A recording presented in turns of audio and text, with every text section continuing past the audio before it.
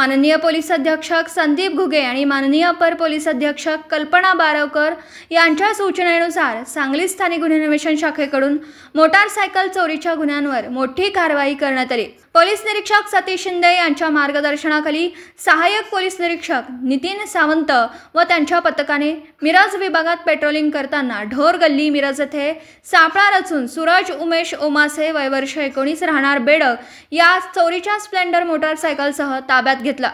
चौकशीत त्याने व त्याचा साथीदार ओंकार महेश तांदळे यांनी मिळून अनेक मोटारसायकली चोरी केल्याची कबुली दिली। पुढील तपास वर्गीय उत्तमराव पाटील जैवविविधता उद्यान बोलवाड येथून तब्बल 8 मोटारसायकली जप्त करण्यात आल्या। तसेच तासगाव तानंग फाटा परिसरातून आरोपी योगेश विजय मिर्जे यास ताब्यात घेऊन आणखी एक मोटारसायकल मिळवण्यात आली। त्याच्याकडून मिळालेल्या माहितीनुसार वैभव प्रकाश रोमन याच्या बंद घरातून पोलिसांनी आणखी 5 चोरीच्या मोटारसायकली हस्तगत केल्या। सदर जप्त केलेल्या 13 मोटारसायकलींपैकी काहींचे गुन्हे मिरज शहर, MIDC कुपवाड, तासगाव, मिरज ग्रामीण तसेच कोल्हापूर जिल्ह्यातील शिरोळ, कुरुंदवाड आणि कर्नाटकातील रायचूर पोलीस ठाण्यात दाखल असल्याचं निष्पन्न झालं।